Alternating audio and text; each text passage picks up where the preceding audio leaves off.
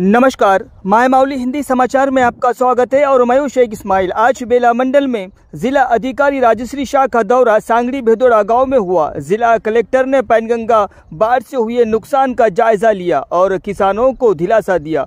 उन्होंने कहा है कि सरकार की ओर से मुआवजा जल्द ही किसानों के खाते में आ जाएगा और कहा है कि जमीनी तौर पर एग्रीकल्चर डिपार्टमेंट को सूचना दी गई है कि जो किसान काश्त कर रहे हैं, चाहे वो मुनाफे से क्यों न हो, उसी को ही सरकार मुआवजा देंगी। और कहा है कि हर साल इसी तरह फसल बर्बाद हो रही है, इसका परमानेंट सलूशन भी निकाला जाएगा। और किसानों को कहा है कि हम DRDA PD और MPDO सहित एक टीम बनाएंगे और पानी को स्वच्छ करके आने वाले दिनों में किस तरह से फसल लेनी है उस पर भी गंभीरता से विचार करेंगे। और इस टीम को इस बेला मंडल और जैनत मंडल के लिए तैनात कर उसकी जांच और पड़ताल कर हम आगे किसानों के लिए ये विचार गंभीरता से करेंगे। और उसी तरह सांगड़ी गांव में भी जिनको दलित बस्ती के तहत जमीन मिली है, उन्हें बोरवेल और करंट की सहूलत के लिए सरकार से और करंट डिपार्टमेंट से बात करेंगे। और जिन किसानों की जो फसल बर्बाद हुई है, उनको तो मुआवजा जल्द से जल्द इन 2-4 दिनों में उनके खाते पर गिरेगा। और वहीं पर एक घर पानी की वजह से घर गिर गया और उन्हें भी जिला अधिकारी ने समझाया कि सरकार की ओर से आपको 16,500 रुपये 2 दिनों के भीतर ही आपके खाते में आ जाएंगे। उसी से घर को दुरुस्त कीजिए। और जिला अधिकारी आने से गंगा किनारे के गांवों में सरकार से आने वाले मुआवजे पर भरोसा मिलने पर खुशी जताई।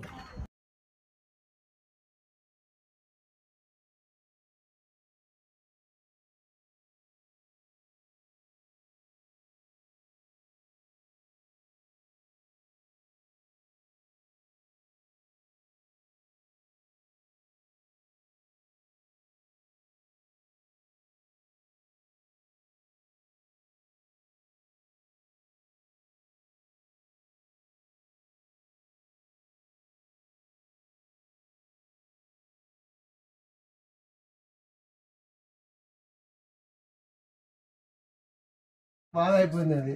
ఇప్పుడు 10,000 ఇంకా ఎక్స్ట్రా 16,500 ఈ విలేజ్ ఎక్కువ ఉంది. ఈ విలేజ్ స్టార్ట్ చేస్తాం. ఈ విలేజ్ ఇది నారాయణపూర్ శివారు. నారాయణపూర్లో ఎన్ని ఎకరాలు? నారాయణపూర్లో మనకు 320 320 ఎకరాలు. డ్యామేజ్ చెప్పండి. డ్యామేజ్ ఈ రోజు స్టార్ట్ చేస్తాం. ఇంకా సర్వే కాలే. ప్రిలిమినరీ రిపోర్ట్ ప్రకారం ప్రిలిమినరీ 90 నారాయణపూర్లో. తర్వాత సాంగడిలో 120 सांगड़ी शिवालय చేసి मनियारपुर गोरा ఉన్నాయి సార్. అది 50 तो हम जगह भी दे सकते हैं उसके वही थोड़ा उसके लिए जगह देना पड़ेगा। नहीं तो आप इंडिविजुअल भी आप अपने खेत में फार्म पॉइंट बना सकते हैं। फार्म पॉइंट भी बनाते तो आप अच्छा खासा आपके यहाँ इरिगेशन सोर्स डेवलप हो जाता, उस हिसाब से भी देख सकते हैं। एक बार मैं अपने ऑफिसर्स को भेजता हूँ, वो आके सर्वे करके उसका एक सॉल्यूशन निकालते हैं। ठीक है।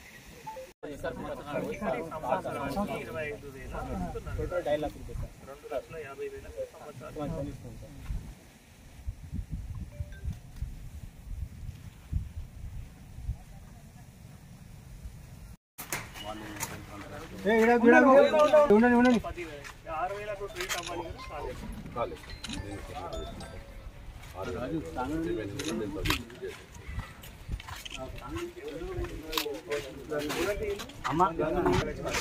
కదా.